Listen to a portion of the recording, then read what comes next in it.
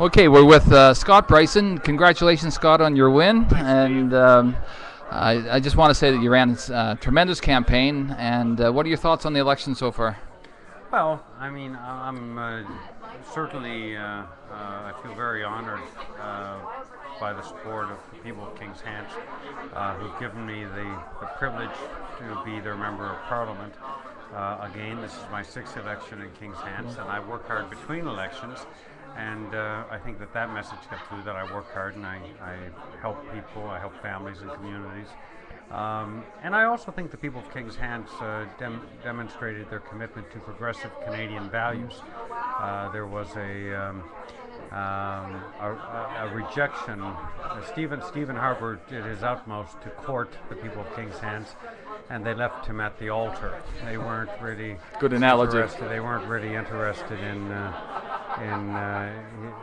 his approach to Parliament, his approach to democracy, and his priorities don't reflect the challenges that the people here face. We've got to do more to help people who are struggling just to get by.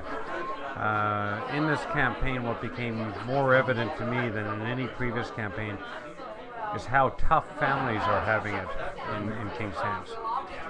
People are struggling to make ends meet right now when interest rates are low, and they're petrified as to what will happen when rates go up.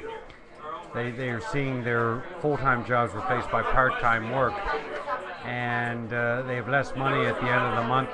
And they're seeing their gas prices, their heating oil prices, their rents go up, and there's a lot of fear in the families of Kings-hants, and I feel more emboldened and passionate than ever in my commitment to defend those families. That's the job of an MP, is to defend the most vulnerable people. And there's a lot of vulnerable families in this riding and across Canada, and that's who I'm going to be fighting for when we return to this Parliament. Now, Scott, there's been obviously a shift in the tide, and the way it's looking right now nationally, the Conservatives are going to be on top, NDP is going to be the opposition party, and the Liberals obviously are going to have to do some rebuilding. What are your thoughts nationally? Well, the Liberal Party of Canada has, as a national institution, defended progressive Canadian values, and has helped shape the institutions that have made Canada a beacon for the world. And I think that legacy will help us, but we've obviously got to rebuild and re-energize and regain and re-earn the support of Canadians. And there's no sort of secret recipe to this. There's no, 7 herbs and spices or something.